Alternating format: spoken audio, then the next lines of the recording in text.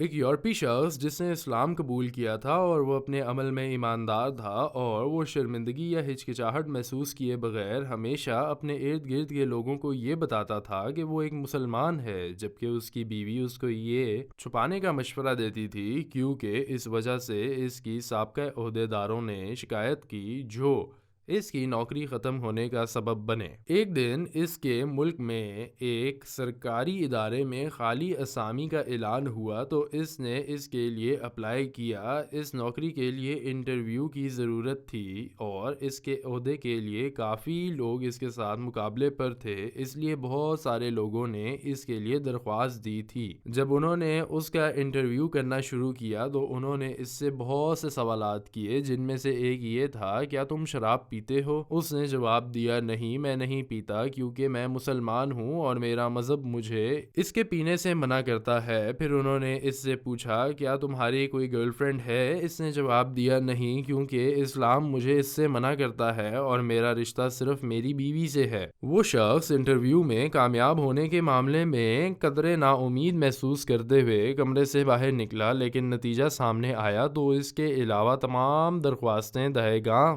فیل ہو گئیں۔ وہ پھر کمیٹی کے پاس گیا اور پوچھا، میں انتظار کر رہا تھا کہ آپ مجھے مسترد کریں گے، لیکن میں حیران تھا کہ آپ نے مجھے اس نوکری کے لیے چنا، ایسا کیوں؟ کمیٹی کے سربراہ نے کہا، اس کام کے لیے درخواست دہندے کا ذہنی طور پر تیار ہونا ضروری تھا اور کسی شرابی کے لیے ایسا کرنا ناممکن ہے، اس لیے ہمیں کوئی ایسا شخص چاہیے جو شراب نہ پیتا ہو، اور جب بھی ہمیں معلوم ہوا کہ آپ شراب نہیں پیتے تو ہم نے آپ کو اس نوکری کے لیے منتخب کر لیا۔ اس کے بعد وہ شخص اس عظیم اور حیرت انگیز نعمت پر اللہ کا شکر ادا کرتے ہوئے عمارت سے باہر نکل گیا۔ جو شخص خدا سے ڈرتا ہے تو وہ اس کے لیے راستہ بنائے گا اور ایسے بھی جگہ سے رزق دے گا جہاں سے اس کا گمان بھی نہ ہو۔ یا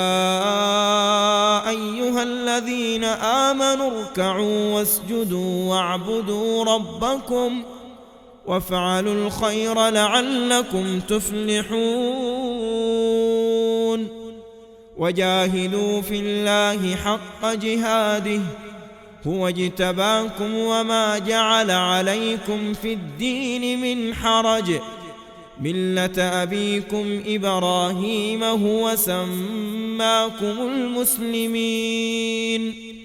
من قبل وفي هذا ليكون الرسول شهيدا عليكم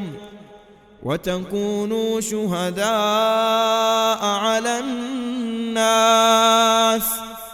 فأقيموا الصلاة وآتوا الزكاة واعتصموا بالله هو مولاكم فنعم المولى ونعم النصير۔